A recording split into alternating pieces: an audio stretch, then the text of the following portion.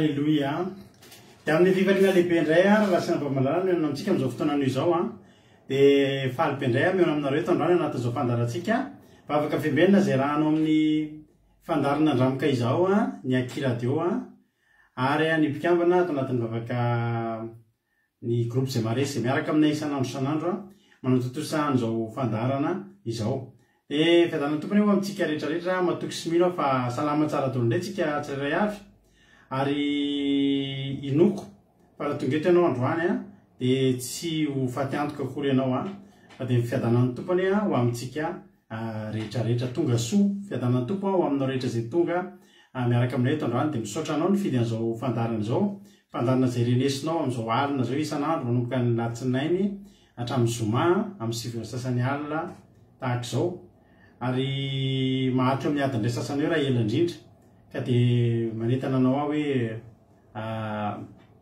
raha tonga eto anao tsy kisendrasena koa nahatongavanao eto fa tena misy raharaha ilan'ny tompo anao ary matoka fa raha misy zavatra banga eo amin'ny fiainanao za miny fa anisan'ny amenao an'izany ny tenin'Andriamanitra izay renesinao eto amoky anao anie ny tenin'Andriamanitra afaka etaetanao anie anasitrana anao akoho anie izany tenin'Andriamanitra izany ka dia tahin'ny tompontsika rehetrarehetra dia mirary soanareo dia maharetatra amin'ny farany ary miarabanareo rehetra ihany koa izay efa mpanaraka eto mpiaraka aminay eto niditra voalohany teto androany dia ranabavitsika iamo dia meko tsodrano mahafinaritra be nao ranabavy amo amin'ny Jeremia 4:30 andiny fa 70 izay mivaky manao hoe dia anao fanekena mandrakizay aminy dia anao fanekena mandrakizay aminy dia ny tsy tsarako amin'ny fanasoavako azy ary ny fampitaorana dia nataoko taompony koa mba tsy alany amiko eny ho faly aminy ka asoa azy dia amboly azy amin'ity tany ity koa tokoa amin'ny foko rehetra sy mifanahiko rehetra. Jeremia 4:30 andiny fa 70 sy 1:10 azafady nomentsika ny Sokiama tao anatin'ny ty androany ity kadoany tamin'ny idirany voalohany teto androany. Tompo ranabavy Lovlia ranabavy Zamina Kodaleoni Yama Zamina Tinarakoto Arzaka dia tahiny tompo ihany koa Erika Raka Angelina Diamant Bert Sava tonga soa Lavlitina Eliza Tsiala Tojo sy Jesosy mandrakizay Erika Raka Samir Tansia tonga soa Marie Hortensine Niaina Maheno soa Ajaska Patitsi ao ihany koa Angelina Diamant Andoandry Ajaska Patitsi Fontaine Lalanirina Kadaka Malala Bert Sava dia tahiny tompo Sandro Lanirina Geneviève Randre Mananjara Marie Hortensine tonga soa isika mianakavy Kodanela Ida Rosmina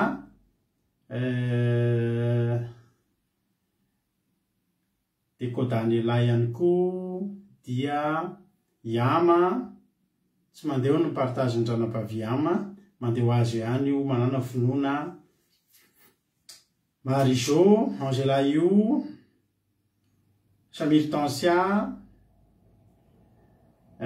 Jesosy Mpandresy ranabavy mihaja tonga soa Itody Rahony soa Rantalina Marie Charline Razana soa Sylvie Wendy tonga soa daholo isika mianakavy izay koa mbola tsy voarabako teo Tsiry Amboaramiel soa Meva Selena Rosmina Rahalahy Asany Apôstôly tonga soa Nambinitso Makrina tahiny tompo ranabavy Lina artizanay de Madagasikara Mampionina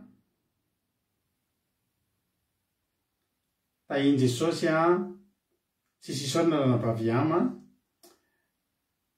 Masoava Rodine Marie tahiny Jesosy ihany koa izay koa izay daholo ihany mbola tsy voarabako ankoatr'izay efa voateniko teo daholo dia faly be mahita anareo ary dia manonona antsika hoe maherezy samy mandraindray androany manatin'izao fandarantsika izao.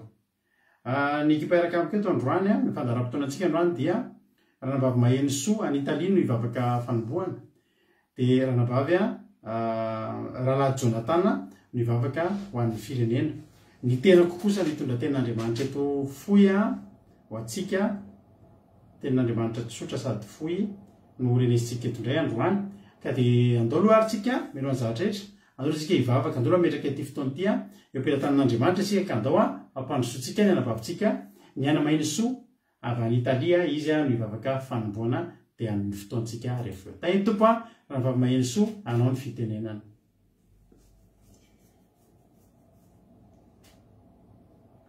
Tahiny tompo pasteur dia ny fiadanan'i Jesosy fombantsika tsirairay avy amin'izao fotoam-bavaka vao manomboka izao.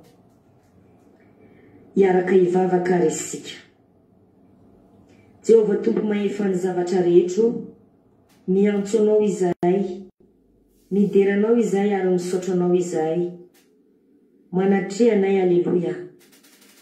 Pahary ianao, Andriamanitray, ka faly manome voninahitra anao hatrany izahay, indrindra fa amin'izao fotoana izao. Jesosy misaotra amin'ny fitiavanao, ka mbola anananay izao fotoam-bavaka sarobidy izao.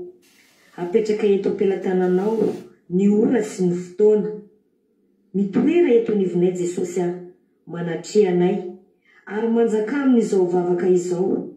Ataovy matsapa ho fisinao eto nivonay izahay, misambatan'olona ary kasino fanahy marina izay mitady anao amin'ny fo mahitsy. Feno fanenao masina ihany koa mpiaino rehetra.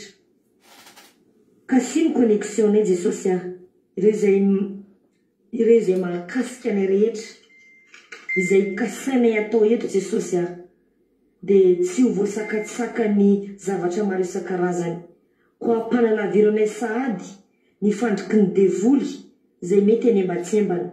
Roasiny amin'ny alalan'i Jesosy tompony sabata, tsy hanan-kely tsy hanam-pahefana amin'izao ora sy fotoana izao mandritra ity vavaka ity. Jesosy mamondraly fo aminay tsirairay avy ary mamela ny elokay mba ho mendrika izao fotoam-bavaka izao izahay. Amasiny no minitra, amasiny no ora, amasiny ihany koa mpandray anjara rehetra. Tario ny teny rehetra izay hozarain'ny mpanomponao dia ny pasiteranay amin'ny famelabelarana amin'ity androandroany ity. Ka tsy ho toy ny nidiranay teto ny Jesosy nivoan'ny olona tsirairay eto amin'ity fandaharana ity, fa hitondra vokatra fanantenana ao anatin'ny tsirairay avy.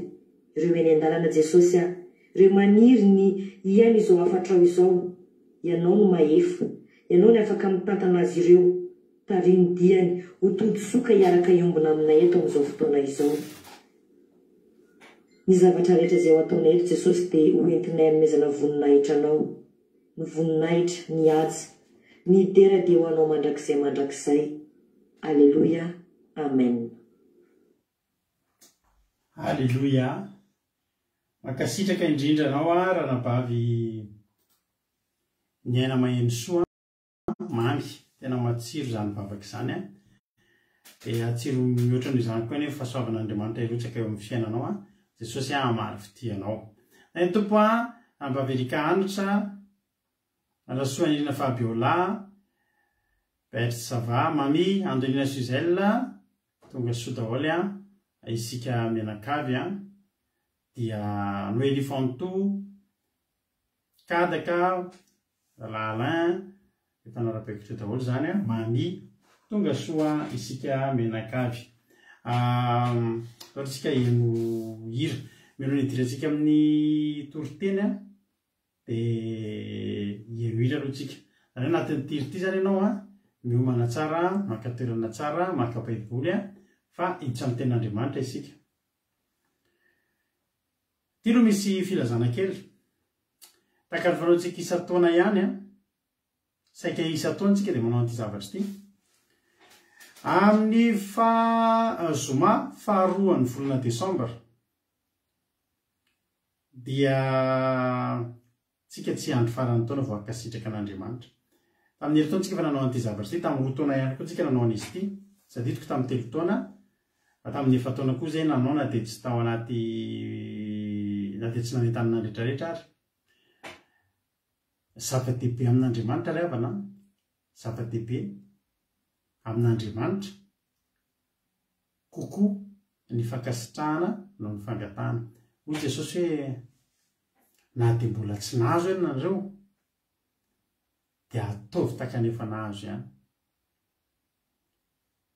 Izany hoe misaora rehefa nahazo dia misaotra. Izany hoe mbola tsy nangataka akory dia tonga dia efa misaora sady fa efa ho avy.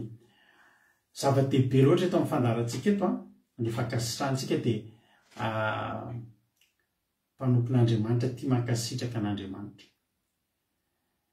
Tsy andro faran'ny taontsika voatsiaro izay nataon'Andriamanitra fa io ny volana farany.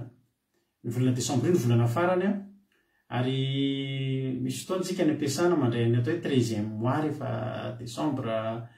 Zay zao androany dia efa aminao ampiasana anay dia efa mandray lista ny anaran'ny olona andeha fety satria karakara fetiko avy be mihitsy amin'ny 15 Desambra ny ao ampiasana anay. Tsy haiko andro iny izany 15 Desambra. Za moa to dia efa ny tena hoe tsy afaka fa za no fety eto amin'ny fandarina kelitsika eto.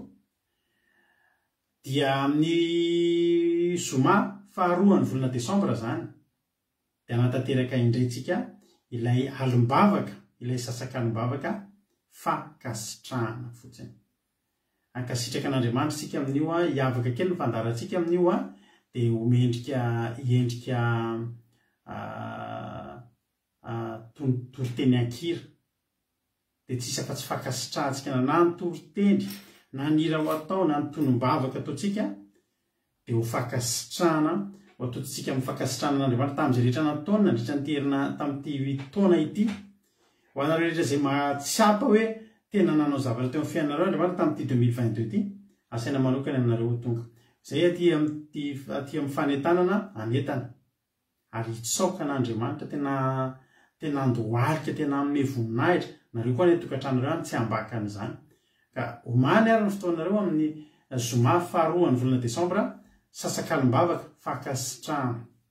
Tondra fehezam-boninkazo tsika. Tena ho entintsika tongotry ny tompontsika entintsika hankasitrahana azy. Misy aminareo terabao tamin'ity taona ity. Misy aminareo nahita asa. Misy aminareo nahazo taratasy. Misy aminareo nahazo tokantrano. Misy aminareo tena nitahian'Andriamanitra. Misy aminareo tamin'ity taona ity nareo vao mety nahazo fiarakodia. Misy aminareo nahavita trano. Misy aminareo mety narovan'Andriamanitra tamin'ny loza. Misy aminareo vita batisa. Tena zava-dehibe nge zany. Misy aminareo tena nandroso tamin'ny asan'Andriamanitra. Izany rehetrarehetra zany dia fahasoavan'Andriamanitra. Na dia toa ny fahasalamana ny ainatsika narary ianao tamin'iny taona 2022 fa sitrana ianao fa tsy matin'ny aretina. Narovan'Andriamanitra ianao tamin'iny taona iny. Tsy maty foana za teneniko anareo taitra be mihitsy tena tamin'ny hariva teo. Fa hitako tamin'ny Facebook ozy nareo misy olona nisy nitifitra any Madagasikara dia mipotro ny sarin'ilay olona namako. Tena namako hatramin'ny mbola fahakely zany tany an-tanànanay. Dia misy fotoana izy tany tamin'ny 2016 tamin'ny 2017 tany efa mba nandalo kely teto amin'ity fandaharantsika ity ary tena hoe nampaherezina sy tena hoe nifampahery teto amin'izao fandarana kelitsika zao. Taitra be tamin'ny hariva teo avy niasa nijery Facebook aika izy nisy nitifitra nisy namony tany Madagasikara.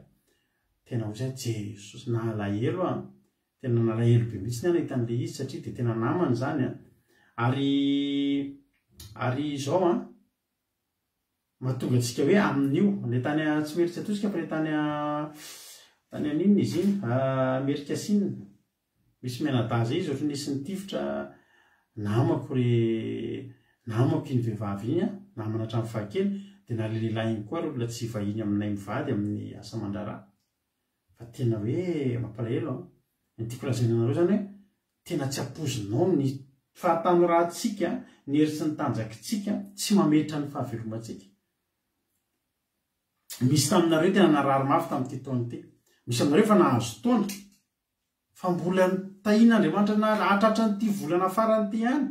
Ianareo rehetrarehetra ireny zany le misy an'ilay mpiasan'ny amposy mpiasan'ny fitsarana iny dia tena hoe amin'ny fahatelo ny volana azafady faharoa ny volana Desambra. Faharoa ny volana Desambra zoma izy io tena hoe akasitraka an'Andriamanitra isika, akasitraka an'Andriamanitra. Ary manomana ianao avy ao anatin'ny fonao lalilao. Tena hoe hotazy mandrapatonga ny amin'ny 2 décembre zany sika. Inona no ataontsika? Na listenao mihitsy ary manangona. Zavatra iray isaorana an'Andriamanitra atao ohatry ny hoe voninkazo anankiray, raozy anankiray.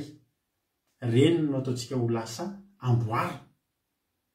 Fehezam-boninkazo ho atolotsika an'Andriamanitra amin'io, ho atolotsika an' Jesosy ny fisaorana amin'io. Fa zava-dehibe. Ary teneniko anao fa ny olona tia mankasitraka sy mahay mankasitraka an'Andriamanitra sy na de kely ary ny zavatra angatanao fa be mifankasitrahana ataonao dia hotahina mihoatra ianao. Misy olona kely avana mifanohitra amin'izany mangataka ainy fa mankasitraka tsy ainy. Fa za tena tentenanareo androany. Soraty mihitsy, lisy teo amin'ny taratasy mihitsy ny anamainy soa. Tena lisy teo amin'ny taratasy mihitsy. Za zany tentena aminareo. Ny fitahina, ary zany secret tsy hitan'ny olona. Betsaka ny tsy mahita zany hoe ny misaotra angeravana, ny mankasitraka angeravana, tena hitahin'Andriamanitra mihoatra lavitra antsika no mangataka. Tsika na tsy mangataka ary fantatra ny ray tsika izay ny an-danitra izay tokony ho atsika. Fa ny misaotra tsy hainy ny voromanidina zany. Ny voromanidina mandeha eny tsy mamafina mijinja, tsy mitaona ho an'ny atsokotra, fa ny rainareo izay ny an-danitra tsy manadino an'ireny, fa reny manadino ny ray tsika izay ny an-danitra. Fa mampiavaka tsika mahay misaotra. Ary sika atao amin'ity fandarantsika ity dia tena mahay misaotra isika. Tena mahay misaotra isika. Ka manentana anao aho zany tena hoe andaontsika akasitraka an'Andriamanitra isika, hideran'Andriamanitra isika amin'ny faharoan'ny volana Desambra. Tena tsy anankiroa ny ianao amin'io ary ny toriteny ary mety fohy. Fa tena hoe tena hisy fanandratana an'Andriamanitra hisandratra eto, hisaorantsika an'Andriamanitra homan'ny foamam-panahinao ho amin'izany amin'ny faharoan'ny volana Desambra izany. Hotahiny tokony antsika rehetrarehetra. Ahitra amin'ny tenin'Andriamanitra antsika rehefa mandalo ataontsika ity raha mahafinaritra be ity irany mampionina hoe Jesosy zange mila anao tsy rehetra mila an'Andriamanitra dia arahira aminay amin'ity raha mampionina hoe mila anao Jesosy mila anao ndao ary aoriana tery ity dia velon'eto tena koa hitondratsika tenin'Andriamanitra meno finaritra daholo.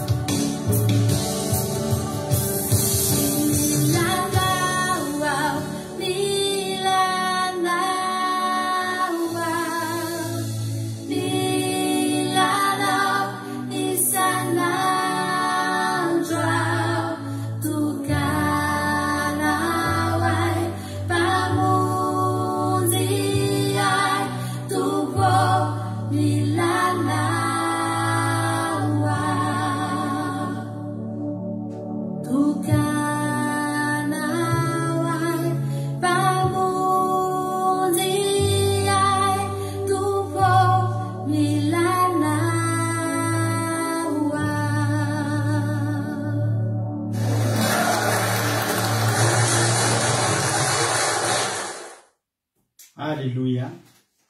Isaorantsika an'Andriamanitra zany a. Mila an'Andriamanitra isan'andro isan'andro sika. Tsy nahay nitoroteny maheno soa tamin'ny atoandro fa inona ilay toroteny zany. Afaka mahafinaritra ny fiarahana rehetra tamin'ny hariva, takariva mahafinaritra. Momba n'inona ilay toroteny za ohatra tsy mahay kely mbola tany am-piasana angamba tamin'izay. Halleloia, isaorantsika an'Andriamanitra, izy mbola tsy narabaiko teo a, $100 mbola tsy narabaiko teo, tahiny Jesosy $100 dia tahiny Tompo efa voaraba daholo ny ankoatr'izay a. Tahiny Jesosy ary sika mianakavy. Resaka fisaorana an'Andriamanitra. Halleloia, dia tsara be zany fa dia izay mihitsy no zavatra ho ataontsika. Mbola voahihany mihitsy ny hafan'ilay toroteny fa mahafinaritra rehefa mahakasika be zany a. Misaotra ny aina maheso fa tsy mivavaka any zany mahakasika fa ny toroteny koa mahakasika dia mahereza, mahatanjaha, mahaiza foana amin'ny asan'Andriamanitra dia tahin'ny Tompo. Hijery tenin'Andriamanitra ary tsika dia mila an'Andriamanitra isan'andro sika mila an'Andriamanitra. Ary Jesosy dia miteny hoe nareo koa izy raha misaraka amiko a dia tsy mahay manao na inona na inona. Izy ary avana ny te hifidy an'izany hoe tsy mahay manao na inona na inona. Misy olona ve faly amin'izany hoe za zany dia voninahitra n'Andriamanitra fa dia tsy mahay manao n'inona fa tsy mba faniritsika ve ny hainy zavatra rehetra. Fa ny zavatra rehetra kosa hoy ny tenin'Andriamanitra dia hainy ny mino. Izy moa ireo mino ireo. Ny mino zany dia ny olona tsy misaraka amin'Andriamanitra. Satria raha misaraka amintsika tsy mahay manao na inona na inona, fa rehefa mitambatra aminy kosa tsika, izy ny voaloboka, isika ny sampana, dia mamoa be dia be isika. Ary tonga nefa ny fotoana. Jesosy tsy maintsy nisaraka tamin'ny mpianatra. Nefa Jesosy zany tena raha misaraka amiko agenareo dia tsy mahay manao na inona na inona fa ilozako nareo.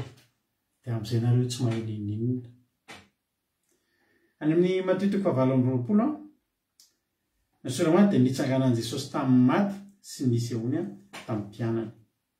Anisan'ny fotoana nampalahelohelo kely ity Mateo 28 ity raha ny tantara ny doniana. Satria izao eo no misy ny fisarahana tanteraka tsy hifankahita intsony. Rehefa maty mantsy Jesosy dia ny zava-mahafinaritra efa nampanantenana dimy hoe amin'ny andro fahatelo ihany tsika dia efa mitsangana. Halleloia. Niazakazaka tany am-pasana ny mpianatra ny andro fahatelo tarihan'ny Maria Magdalena fa tsy nahita an'i Jesosy, fa kosa avy eo mbola nahita azy. Ary rehefa nahita azy dia kivikivy aloha tamin'i Jesosy le voasambotra dia nomboana tamin'ny Zenia dia maty dia kivikivy. Nisy fotoana ary Petera fantatsika tsara ny tantara fa nangatsika ara-panahy dia niteny hoe zany dia hiverina anarato. Dia koa mpianatra hoe za koa anaraka anao. Fa ny nafinaritra mbola nahita an'i Jesosy indray ry zareo. Ary rehefa mbola nahita an'i Jesosy ry zareo dia velona indray ilay fanantenana. Satria ny tantara dia nilaza fa mbola niverina nanarato ny mpianatra tsy nahazo n'inona.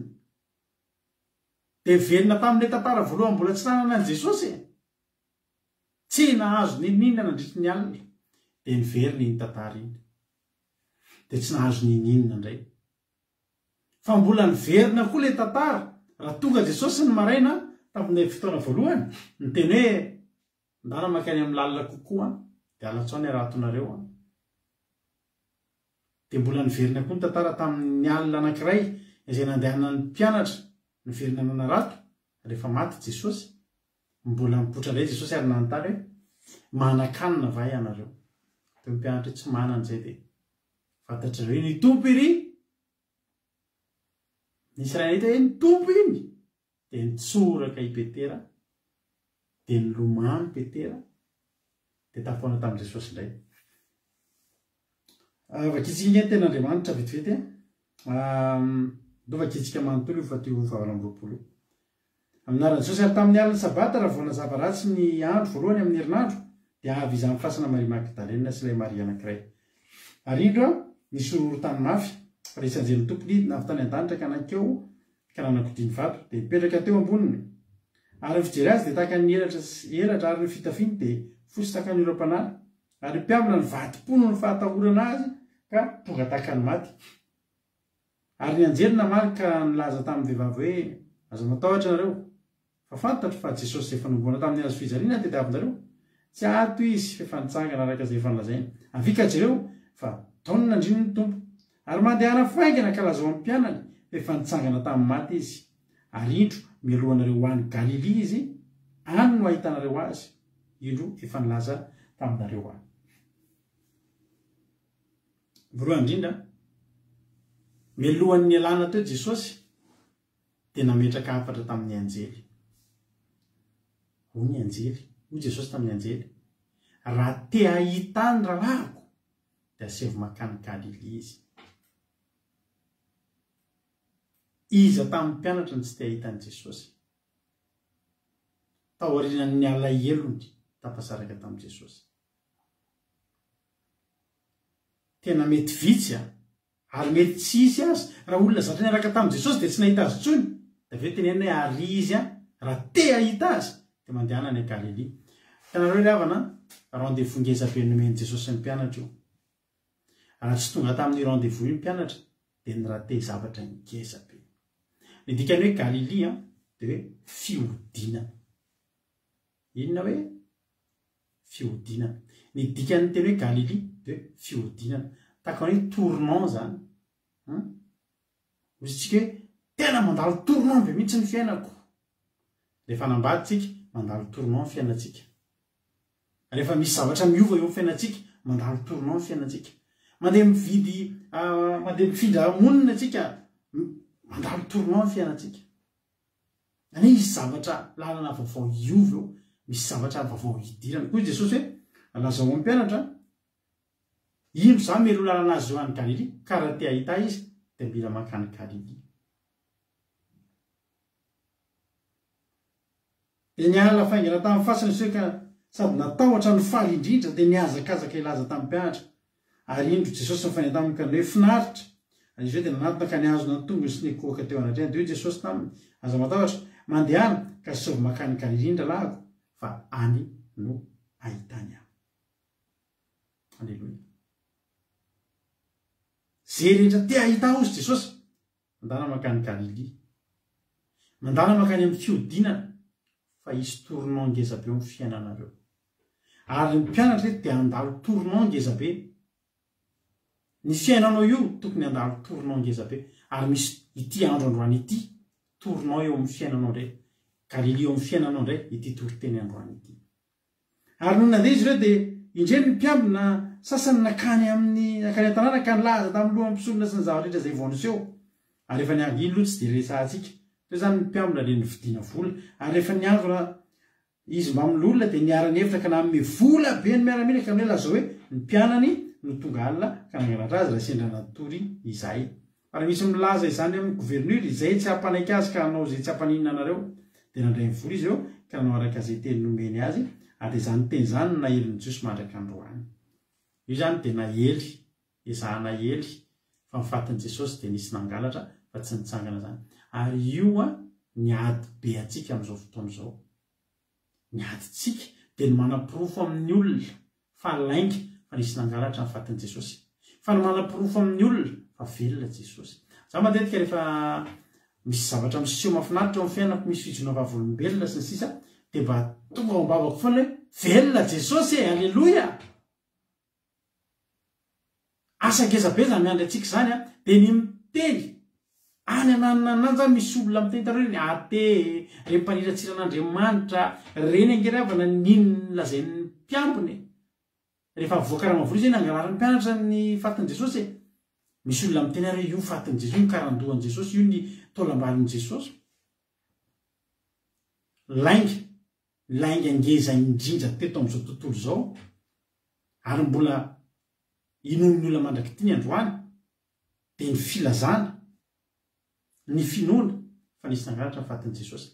Ny anjarantsika kosa dia ny milaza amin'ny olona fa velona Jesosy nitsangana izy naresin'ny fahafatesana izy tsy tatiny devoly mihitsy marian'izany hoe Jesosy naresin'ny fahafatesana tsy tatiny devolona amin'ny maheno ny vavana amin'ny tefosana hoe velona Jesosy halleloia satria tsy tia noheno zany fa ny zavatra tia noheno sy ampinonan'ny olona de maty Jesosy tsisy hevitra tsony fatiny ary efa nangalariny mpianatra raha tsy tao am-pasana izy tsy nitsangana zany fa nangalarina fotsiny ny fatany za miteny anao androany tsy ao am-pasana tsony Jesosy nanangana ny tenany ary niona tamin'ny mpianatra tao Galili marary ve anao tonga eto androany teteny aminao fa manaraka fandarana mino Jesosy velona ny eto ary tokony ho velona miaraka amin'izay ny fiainanao misy olona mena eto mety maty mihitsy ny fiainany de aza mieritreritra ianao fa totombitana ianao fa teo daholo zay ny ala fa ny fanena tamin'i Jesosy velona de velona sy nitsangana niaraka tamin'izay ny fiainanay halleloia Jesosy mihitsy miteny tampianatra mandehana any Galili ny rendez-vous rehetra tsy miezaka mampilaza rehetra tsy miezaka miteny tsy any tena nangalarany mpianatra ny fatiny de tena maty marina zany ny mpianana iona aminy tsy maninona zay lazainy ny devoly mpandainga ravana tsy maninona zay lazainy ny devoly ty taona ambanin'ny Jesosy ty ohatry zao ny devoly mpandainga ary tsika tsy vahiny amin'ny toetra ny devoly fa ny zava-misy de Jesosy velona ary nanome rendez-vous mpianatra any Galili raha ianao maheno an'izany ho any Galili ve ianao sa tsy ho any fa ohatrany tsy teo ny mpianatra ny azakazaka nakany amin'ilay fihodinana eona amin'ny mpanjaka ny mpanjaka sy ny tompony tompo ary 9:20 ary mpianatra raiky 12 lahy de nakany Galili ho any amin'ilay tendrombohitra nasain'i Jesosy alehany ary no nahita azy izy de nikohaka fa ny sasany ny anahana ary Jesosy nanantona de niteny taminy hoe efa nomena ny fahefana rehetra any an-danitra sy ety tany ko mandehana ianareo ataovy mpianatra amin'ny firene rehetra manao fampatisa azy amin'ny anaran'ny Ray sy ny Zanaka ary ny Fanahy Masina sady mampianatra azy hitandrina zay rehetra nandidiko anareo ary ino zany momba anareo mandrakarivo ambara-pahatonga ny fataperana zao tontolo zao ny fiodinana nisy teo mpianatra de zao hatramin'izay mpianatra nampianarana hatramin'izay mpianatra novokisana hatramin'izay mpianatra nanovana fahagagana hatramin'izay mpianatra narovana manomboka eto misy fahefana nafindra tamin'ny mpianatra zay ny rendez-vous be teo Galili tournant be teo amin'ny fiainan'ny mpianatra fa élève izy lasa maître Jesosy grand maître fa lasa maître ny mpianatra manomboka eo raha tsy tonga tany ny mpianatra tsy nisy fiodinana teo amin'ny fiainany tsy sininona niova teo amin'ny fiainany ary mety tapalatsaka tanaty finoana nylay lainga ngeza be hoe izy nangalatra ny fatany Jesosy zany rano te hanetana anao mila tonga ao Galili anao androany mila miazakazaka eo amin'ilay rendez-vous ianao androany te ahitany Jesosy ianao te ahitany heriny ianao te hatsapany fanatrehanao mila miazakazaka any amin'ny fiodinana ianao androany fa ho hitanao zany fiainanao tena ho tonga eo amin'ny fiodinana de iodina hitsy sy mibadika ny fiainanao ry Petera de olona farak'izay kanosa naiky natao ohatry no faty nitenen'ny olona re ianao mihitsy le izy natahotra kiravana Petera natahotra ny faty natahotra ny letika mandeha sambo misy ny samboaravarandrandramasina Petera mihitsy le tena tianao ve tsy mampaninanao ve raha maty zay Petera zany vao mieritreritra zavatra vao mahita tranga miseho amin'ny fiainany mahita ranomasina mba hoe mandeha ambony rano nahitany tsy Jesosy ny jereny fa mifampatesana miandry azy raha miletiketo nampiletika Petera nge zay ny fanahiny amin'io rano hoe marina tsy letiketo tahotra ny ho faty foana ny tao amin'ny Petera tahotra ny ho faty foana misy olona ohatr'izany ny zavatra rehetra mitrangy amin'ny fiainana dia matahotra ny faty foana, matahotra ny zavatra grave foana izy io. Fa fiodinana soa ihany Petera fa tonga tany Galily, satria nisy fiodinana niodina ny fiainan'ny Petera, nitsimbadika ny fiainan'ny Petera ry avako malalaka. Toronao ngeza be teo amin'ny fiainan'ny Petera satria zao nanomboka nomena azy amin'izay koa ny fahefana nafindra taminy ny Jesosy fa efa nety tany sy ety an-danitra no efa ndraisiny, fa teto Jesosy nanome azy fahefana eto an-tany. Ny mpianatra tsy manana fahefana ny an-danitra zany, Jesosy irery manana fahefana rehetra any an-danitra sy ety an-tany. Fa ny mpianatra kosa nomeny Jesosy, ny rahan'i Jesosy dia nomeny fahefana teto an-tany. Isika manam-pahefana e. Zasenao io manam-pahefana ry ambana. Fahefana eto amin'ity tany ity nomena antsika. Ny devoly izay tena andrina amin'izao tontolo izao manaiky atsika. Rehefa tena isika hoe mivoa, androany zao nisy olona ny délivré tonga dia voaka mihitsy ny devoly. Raha tamintsika taloha izy nivoaka amin'izany tenitsika zany, na hiteny amin'ny micro, na hiteny amin'ny bafla matanjaka 4 000 watt ary tsika. Saingy ankehitriny nomena antsika ny fahefana satria tsika tonga teo Galily nitsimbadika ny fiainantsika. Petera le tena olona natahotra no faty iny, zavatra mahafaty daholo amin'izay no nataony niala teo. Tsy azo atao ny toro-teneny amin'ny basy boaka fa tao dia mahafaty ry havana, sahany amin'izay maty. Zay rehetra olona tonga teo Galily tsisy natahotra no faty intsony, ary ny olona rehetra tonga teo saika martyra maty tamin'ny fitoriana filazantsara avokoa. Ankoatran'ny Jaona ihany tamin'ny mpianatra ny tsy maty fa tratranto sa nanoatra ny Apokalipsy, fa ny mpianatra rehetra tonga teo amin'io fotoana io maty martyra daholo. Ary tsy hoe nitsoka dia maty fa ary teneniko anao Petera rehefa ho faty dia omboana azo fijaliana. Dia ny problème amin'ny Petera tsy hoe zaza omboana, fa zao mba teny Petera ataovy mitsongoloka ny anahako ny azo fijalinako, fa tsy mendrika no faty mitovy amin'ny mpanjaka koa, tsy mendrika no mitovy fahafatesana amin'ny mpampianatro amin'ny Jesosy zany. Dia natao teo ambony lakroa ihany izy fa lakroa nitsimbadika. Ny problème Petera tsy ny ho faty fa ny problème Petera tsy mendrika ny ho faty mitovy amin'ny hafatesan'i Jesosy ao izy. Efa tsy fahafatesana tsy no problème, misafidy ny hafatesana izy. Aza mba vonoina moa azafady izy, mba ataovy mitsongoloka le izy azafady. Alleluia. Nanova olona, nanova ny mpianatra natongavany teo Galily.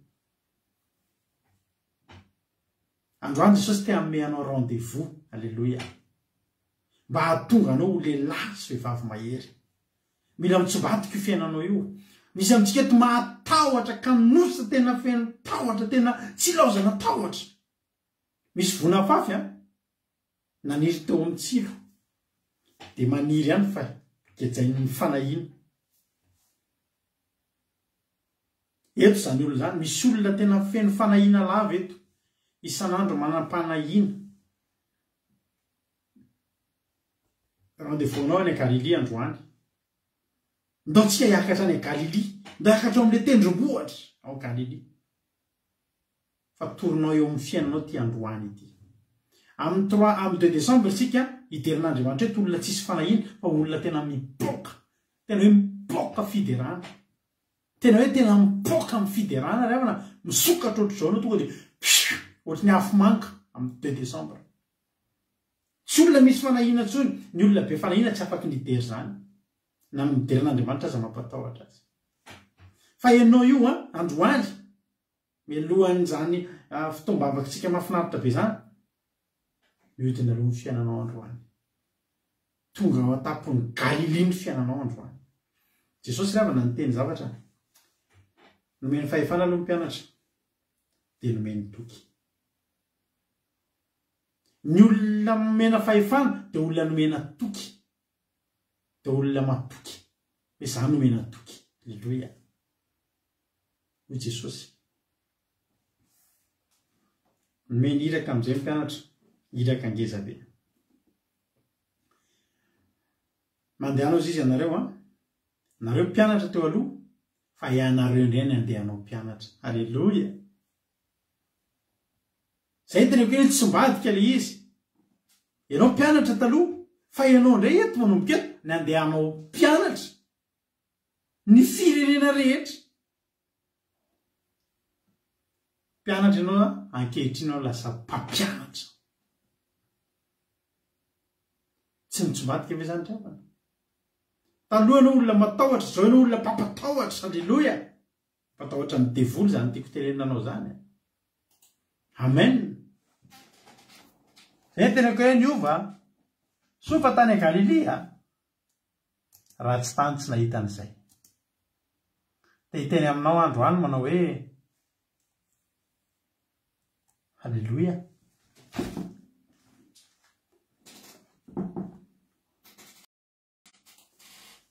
Fotoananao androany. Asa mpampianatra andana. Tovy firenena mpianatra rehetra, tovy mpianatra ny firenena rehetra, azafady, dia manao batisa azy amin'ny anaran'ny Ray sy ny Zanaka ary ny Fanahy Masina. Sady mampianatra azy hitandrina izay rehetra nandidiko anareo. Ny tenin'ny mpianatra tena ahoana ny hatanterahana izany Jesosy. Ianao tsy hotsony. Hanomboka hampianatra zany nefa le mpampianatra tsy hotsony. Manam-panahina sao dia mbola misahatra tsy hay. Telo taona sy tapangeravana kely raha hoe nianarana momba an'i Jesosy. Telo taona sy tapany kely zany. Korona telo taona sy tapany fotsiny no nomena an'ireto mpianatra reto. Ary nanofana an'ireo Jesosy nandritra ny telo taona sy tapany. Ho vita ve ny lesona rehetra? Tsy ho vita ny lesona rehetra. Ny fianarana amin'ny finoana mandramata tsika mianatra foana. Tsy misy olona tampipahaizana amin'ny finoana zany. Tsy misy olona tampipahaizana amin'ny fiarahana amin'Andriamanitra zany ravana. Isan'andro na dia mandra-pahatontsika aza dia mianatra foana isika. Satria ho Andriamanitsika io dia misy zava-baovao ianarana foana. Tsy misy mihitsy zany olona zany za manana traika efa fiarahana amin'Andriamanitra fantatro zao atao dia izy io ohatr' zao io rehefa ohatr' zao. Mianatra foana tsika na antidasy antibavy aza mianatra foana. Tsy ampy ny telo taona sy tapany. Fa ny tokony homeny Jesosy dia ity ny ampaherezako anao androany. Hoy Jesosy hoe indro izaho momba anareo mandrakariva ambara-pahatonga ny fahataperana zao tontolo zao. Zany hoe andeha mpianatra anareo. Mpianatra ny firenena rehetra, andeha hanao batisa amin'ny anaran'ny Ray sy ny Zanaka sy ny Fanahy Masina. Ary andeha mpianatra ny olona hitandrina izay nasen'i Jesosy ny tandremana.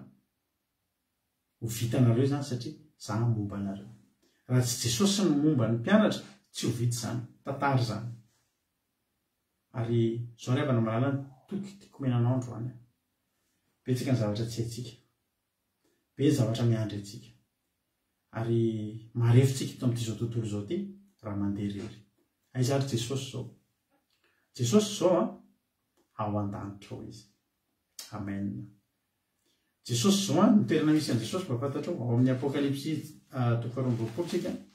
Raha makitsika ny Apokalipsy toko 12. Aiza Jesosy? Apokalipsy toko 13.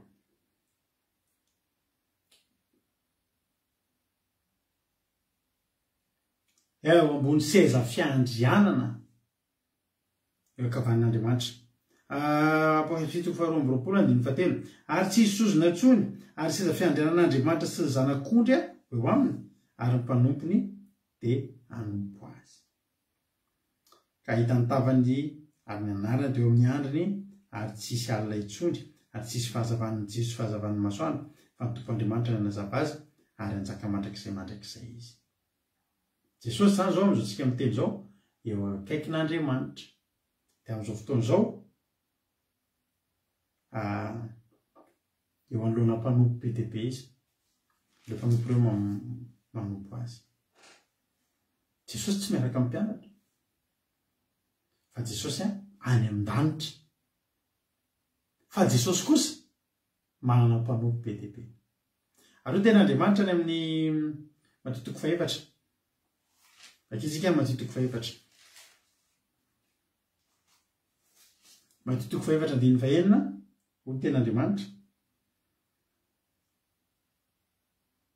tapany faharoa, izy andidiny anjeliny aminao ary eny an-tanany nitondrahan'ireo anao fandroa tafotoana amin'ny vato nitongotrao.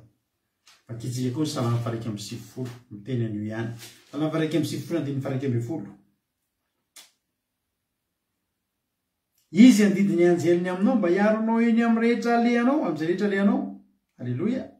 Eny an-tanany nitondrahan'ireo anao fandroa tafotoana amin'ny vato nitongotrao.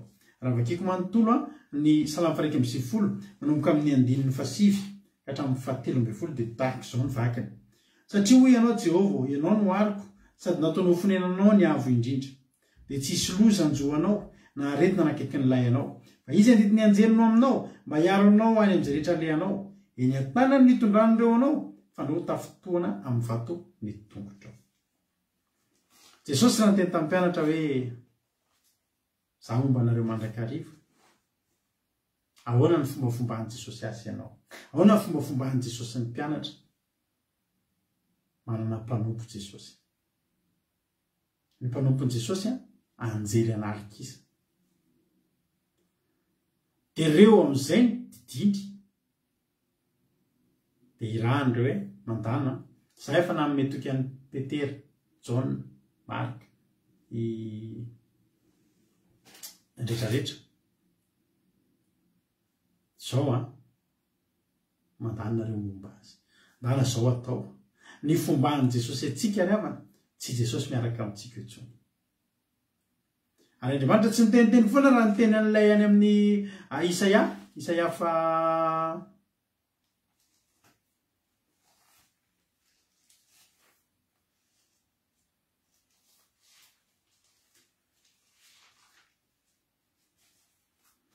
Isaia fa 9 andiny faefatra. Na dia mandrapahantitrareo aza dia tsy miova, ary mandrapahafotsy ny volonareo dia za ihany nisy arina mitondrareo. Izany nanao ka za ihany nitrotro, eny izany hitondra sy hanapaka. Ole teny teo hoe any amin'ny salamy faraika amby 20 teo hoe izy andidiny anjeliny, izy andidiny anjeliny, izy teo andidiny anjeliny ny aminao mba hiaronao amin'izay rehetra alehanao. Eny an-tanany nitondrahan'ireo anao fandroa tafotoana amin'ny vato nitongotrao. Reto anjely reto dia izao manamafy an'io tenin'Andriamanitra amin'ny Isaia io. Ny anjely rehefa miaraka amintsika dia mitrotro atsika, mitondra atsika. Jereo tsara ilay teny hoe fandroa tafotoana amin'ny vato nitongotrao. Any Palestina dia feno vato, kivatovato be mihitsy.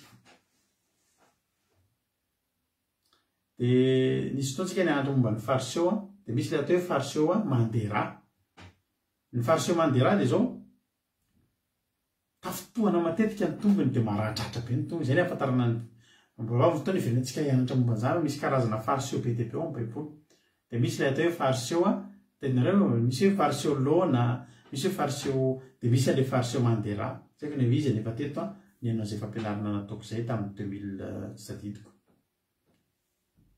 Dia matetika tafotoana ny tongotry ny Jiosy ary mandera.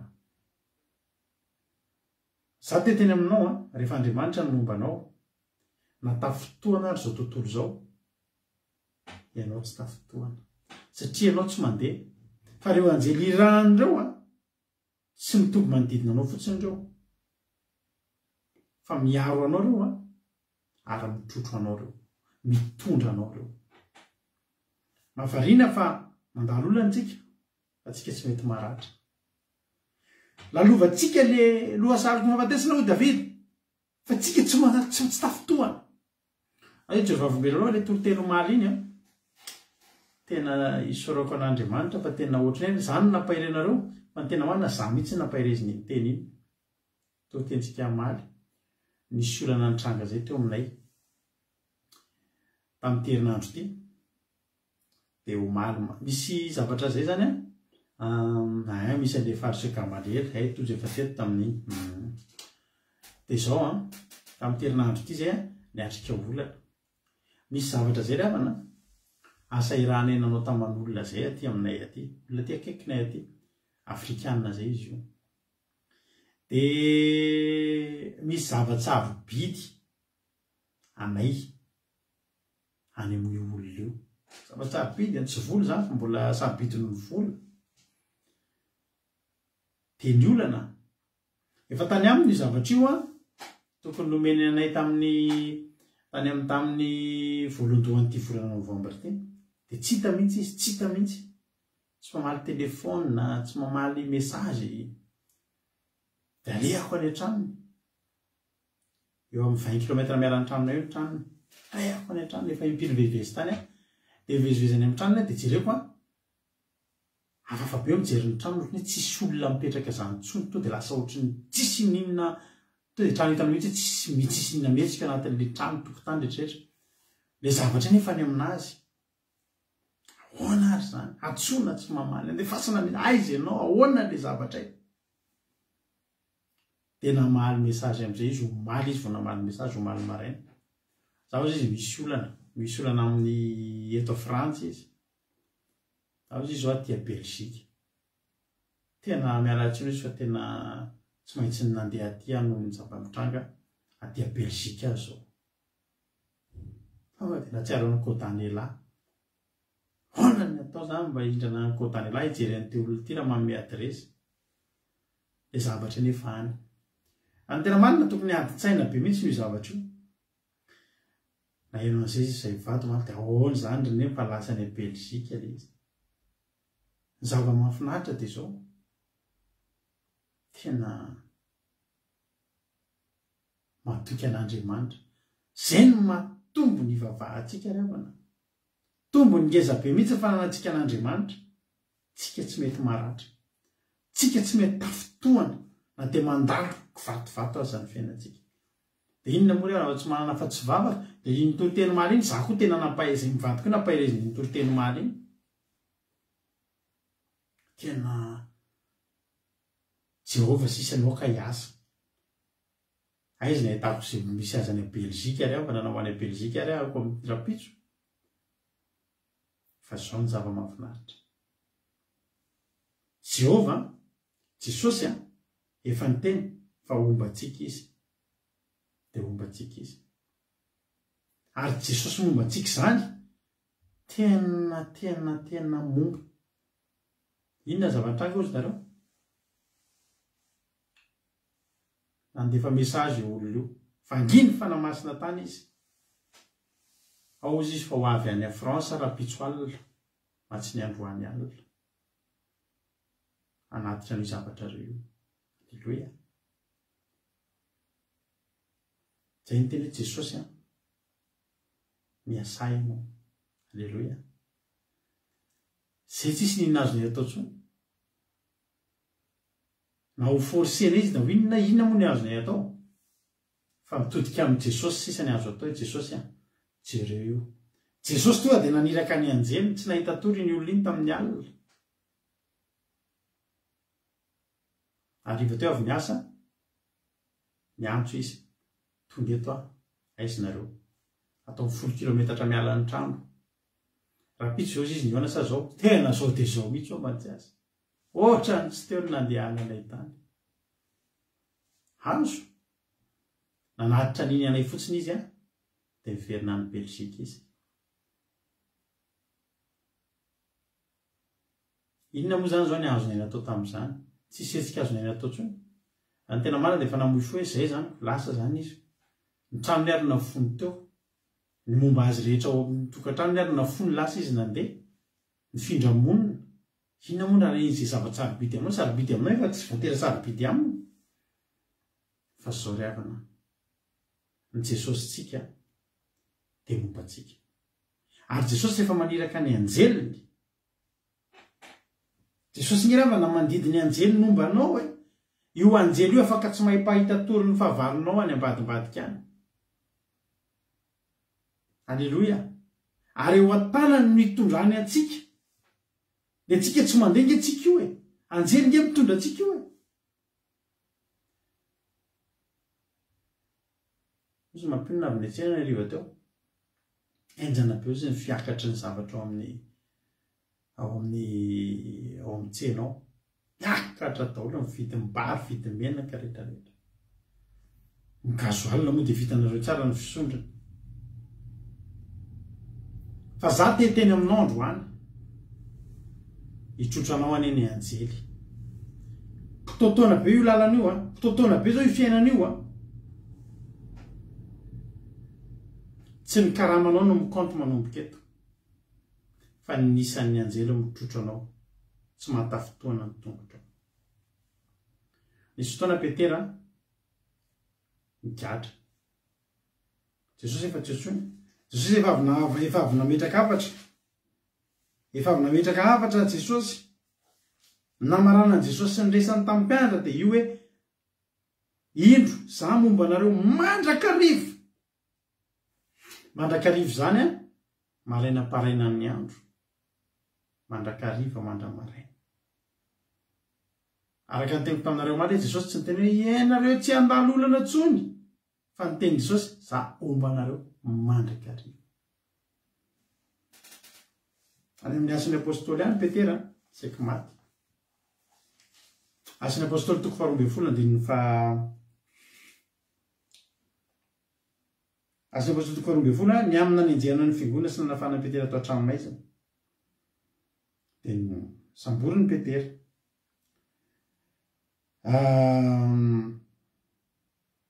andiny fadimy asan'ny apôstôly toko 12 ary Petera nambenina tao an-trano maizina ary fiangonana naherina angataka tamin'Andriamanitra ho azy ary noho ny famoaka azy Heroda dia natoro teo anelana miaramila roa lahy Petera tamin'ny alina iny sady voafatotra tamin'ny gadra roa izy ary nisy mpiambina ny ambina tranomaizina teo ambaravarana andiny fa fito dia nandidiny anjeliny izy io ny tenin'Andriamanitra ny amin'ny Salamo 1:9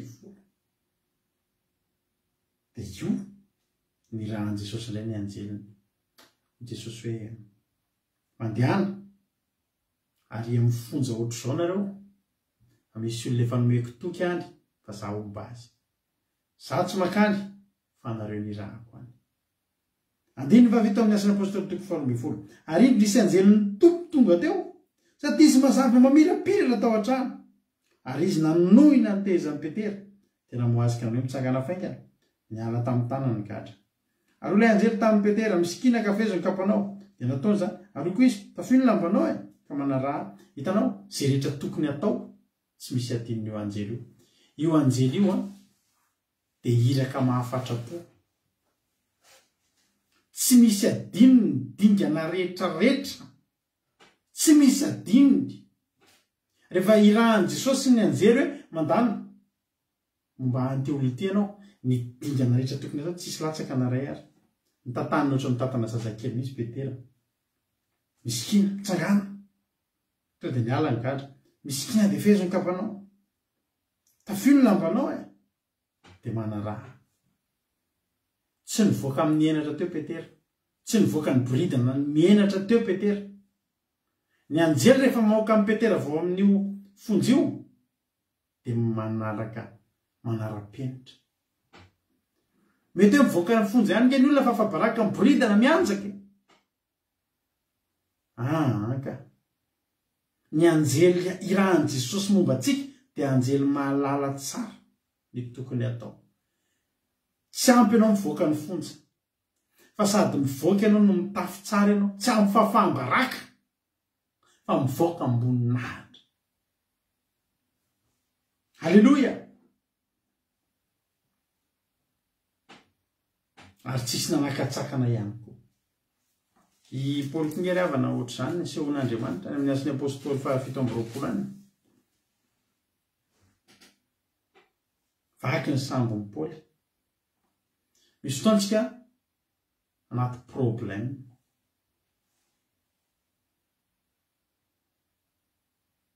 fa Jesosy mandefa teny mampahery jenao tsara inona momba tanjon'ny Paoly ny tanjon'ny Paoly teo amin'ny fiainana dia no tonga eo anoloan'ny Kaisara itory-teny. Manoloana samy vaky Paoly anatin'le tena hoe tena very fanantenana, diso fanantenana tanteraka, kivy sy ny sisa. Fa mbola nirahan Jesosy indray. Satria Jesosy efa nampanantena fa omba azy mandrakariva na roviana na roviana. Asa apôstôly toko 7:20. Andininy 7:20. Andininy 7:20. Fa nisy anjelin'Andriamanitra zay tompoko sady tompoko nitsangana teo anilako. Halina ka manao hoe aza matahotra ary Paoly fa tsy maintsy hitsangana ohatran'ny Kaisara ianao. Ary indro efa nomen'Andriamanitra anao ny olona rehetra izay miaraka aminao. Ko matokiry tompoko lao fa mino an'Andriamanitra fa ho tonga araka izay voalazany tamiko zany. Halleluja. Inona ny zavatra azon'ny Paoly? Tena mampahery.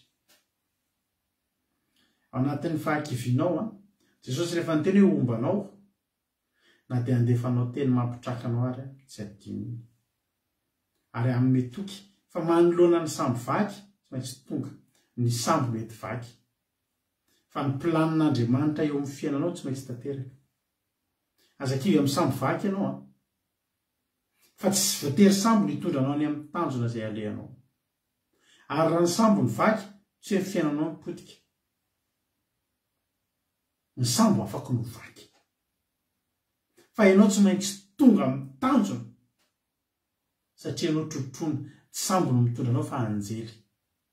Anjelin'Andriamanitra. Fomba n'Andriamanitra io mitrotro antsika io.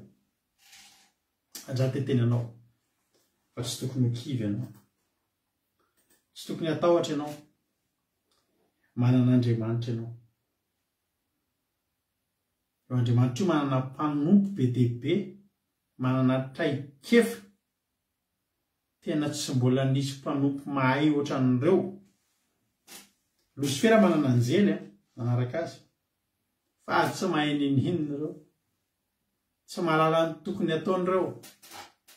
Ary ratsy daholo ny ataon'ireo. Fa ny anjely didin'Andriamanitra hiasa aminao dia anjely manao zavatra tsara.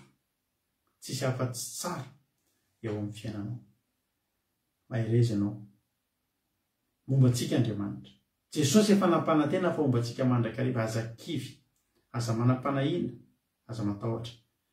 Naray vaky ny sambo. Naray tsika ny apika-drana. Naray tsy mety ny atao. Fa zao ianao tsy tafitoana zany. Ianao tsy maratra zany.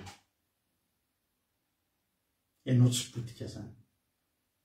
Andidiny anjelino aminao ane Andriamanitra. Andidiny anjeliny aminao ane Jesosy dia hitondra anao eo an-tanany reny dia hitrotro anao amin'izay alehanao dia hatotosa an'izay irin'ny fonao dia hatonga anao any amin'ny tanjona irinao. Samy mahery, samy hitahin'Andriamanitra.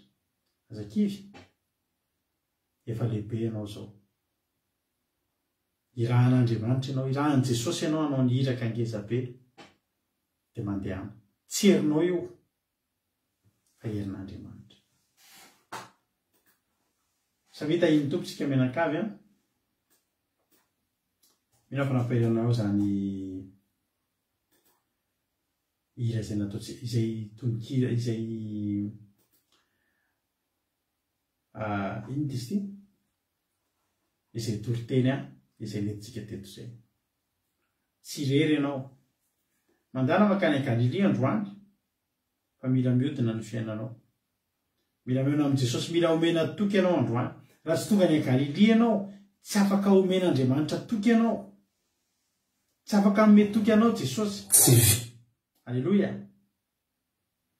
Raha tsy afaka any Galilea ianao tsy afaka hanome toky ianao. Alleluia. Tsy vitany herinao tomboneriko ny anatrika izany. Amen. Miry ato anatiko mety ho eraka. Fa androany toko aoka ny herinao no heriko. Samy mangataka an'izany hoe Jesosy aoka ny herinao no heriko fa raha ny heriko tsy hahatonga anahy izany. Alleluia. Herinao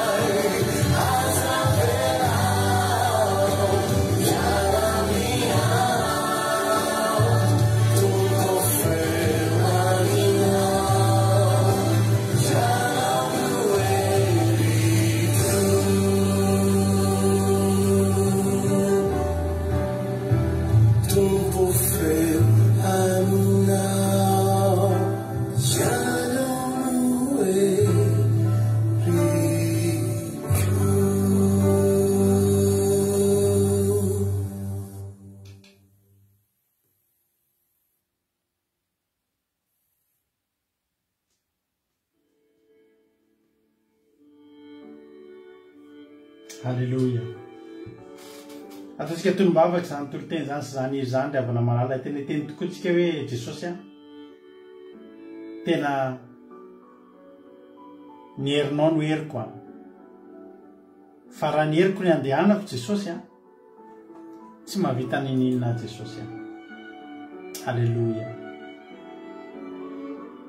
Jesosy nampanantena fa ombatsika dia tsy ny herintsika intsony ny jerentsika manomboka eo fa ny herin'Andriamanitra ny fahefan'i Jesosy manaiky azy avokoa ny mpanompony ao an-danitra ao. Tsy misy manohana ny teniny ao ambony ao.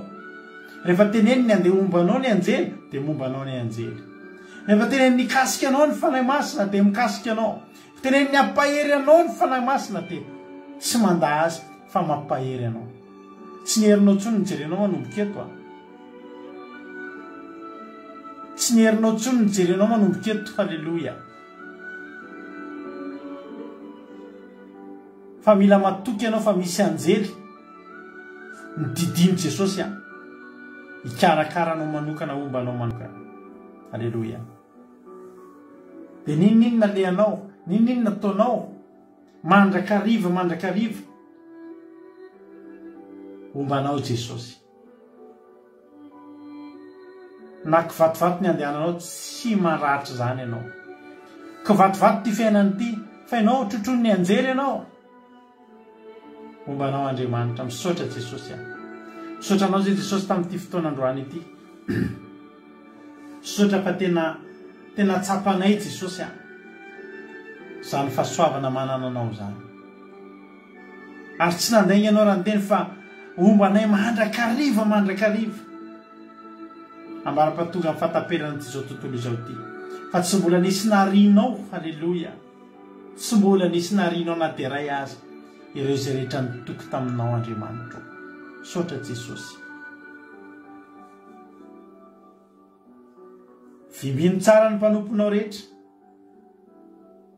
aza velanao isy ravoravo tanana ataovy matoky sy matsiaro an'izany teninao zany foana fa ianao ny teny fa mombanay mandrakariva dia ny zavatra rehetra andehananay ny zavatra rehetra tsy atahoranay fa fantatray fa tsy rery zay ary tsy izay ny miasa ao anatin'izao rehetrarehetra zao fa ny anjelinao Jesosy any sotra Jesosy malala era laza sotra sy voninahitra ane ho anao hatramin'ny taloha indrindra dia ho mandrakizay betsaka ny tsy voalazako teto Jesosy any fa za matoky ny fahasoavanao fa mihoatra noho izay nieritreretinay ane dia ho ataonao amin'ny fiainany tsirairay avy zay rehetra tonga nandalo teto izy androany aza velanao iraviravin-tanana zany olona izany fa irao faingana ny anjelinao Jesosy any irao aingana ny mpanomponao ao an-danitra ao amony sy karakara sy trotro anay tsirairay avy reto misy miandrika olana maro eto Jesosy zay matoky anao fa tsy anaranay ianao sotrany amin'izay rehefa nataonao ny valim-bavaka rehetra zay tsy voatanisanay Jesosy eo fa tena renay fa tsy izay ny asa fa tena ny asany anjely sotra Jesosy dia era laza sotra sy voninahitra anao efa hatramin'izay dia ho mandrakizay dia vozy Satana farotra amin'ny ranoko satria afaka hikasika sy hangalatra izany teny izay nampampiandroany zany amin'ny anaran'i Jesosy any halleloia amen hivavaka ho an'ny firenentsika ankehitriny dia andao ampandrotsika nalahantsika Jonatana hivavaka ho an'ny firenena tany tompo rahalahy Jonatana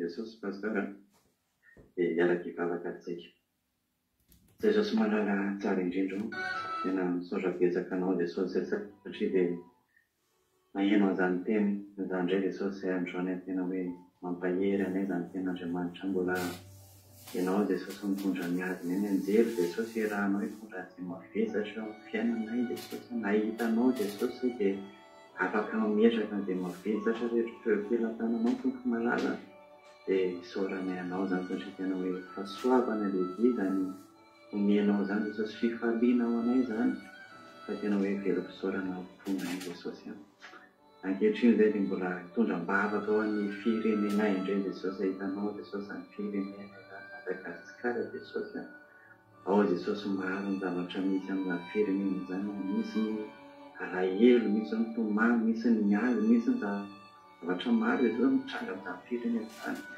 fa androany Jesosy raha misy olo ao tena hoe angetaheta Jesosy hitodika aminao Jesosy hitady anao Jesosy hiova fo Jesosy dia amin'ny androandroany ity Jesosy tena hoe ho asehonao zany herinao zany hanova ny fiainan'izy ireo ianao Jesosy anaran'izay mety hoe vesatra anatin'izy ireo ianao Jesosy dia tena ho tsapana Andriamanitra velona ianao Jesosy ny herinao ny asa ao anatin'izy ireo Jesosy dia hanova ny fiainana ratsy hatramin'izay Jesosy ilay fiainana tao anatin'ny alahelo tao anaty tomany hovainao fiainana feno fifaliana Jesosy fiainana feno fanantenana satria zany miaraka aminao Jesosy dia arovitra ny firenenay zany Jesosy tena hoe motianao amin'ny fo manontolo Jesosy tsy hoe anarana fotsiny Jesosy kristiana na mivavaka fa tena hoe hitady anao Jesosy anao ansitraponao Jesosy izay voalazanao ao ny fanompo-tsampy tena hoe mbola manjaka amin'izany firenenay izany Jesosy vandio ireo mpondro malagasy Jesosy satria zany tsy ahitany anao zany tsy ahitany fitavanao Jesosy zany sangatsangana fahalotona zany Jesosy fa tena hoe hiverina aminao zany firenena zany dia tena hoe Madagasikara ho an'i Kristy tokoa Jesosy zany firenenay zany dia apetraka eo ampelantananao Jesosy zany vavaka zany misaotrako mitsara indrindra Alleluia amen Alleluia mankasitraka indrindra ny rahalahy Jonathan tsika tanatin'izay vavaka matsiro zay Andriamanitra manankirepasoavina ane amaly fitianao rahalahy Jonathan dia mifanatera amin'ny ankonanao dia tahin'ny tompo mitombositra mitombo fahasoavana isika moa androany miloana amarantsika amin'ny fotoana dia filazana kely hoe nanomboka androantsika dia ao anatin'ny page vaovao antsika andramoka izao Aki Radio no manao an'ity live ity ka ity androany ity fanandramana satria tsara fantatsika fa ny compte-nay mivady zay zavatra etsika rehetra ataonay amin'ny compte-nay mivady de bloqué voasakatsakany Facebook foana raha pitso indray de anao fanandramana fandroantsika ny compte-ny mampionina no anaovantsika an'izao live zao zany mila mijery ny compte-ny mampionina indray zany tsika raha pitso sy ny page andramoka izao Aki Radio andramantsika re manaona fa nitanjona mantsy de mba hampitombo nisan'ny olona mba manaraka atsika mba hipartahany filazantsara zay zany filazana compte-ny mampionina indray no anaovantsika live raha pitso ao anatin'ny page andramoka izao Aki Radio tsy anatin'le page andramoka izao page itsony fa andramoka izao Aki Radio izay efa fantatrareo fa page vao ndraisitsika vao aingana da iny toparitsika rehetrarehetra raha lositsika amin'ny rahalanitra tsy de raha pitsotsika de fa eo neto indray raha pitso amin'ny sivy ireo sasany alina ny fiarahantsika nitapitra fa raha mbola te araka aminay anao de midiro amin'ny site web ny Aki Radio akiradio.radio12345.com averiko akiradio.radio12345.com sa hita iny tompo mahereza daholo sotra nanatra ny trano farany ho an' Jesosy rery any ny voninahitra mandrakizay halleluia amen.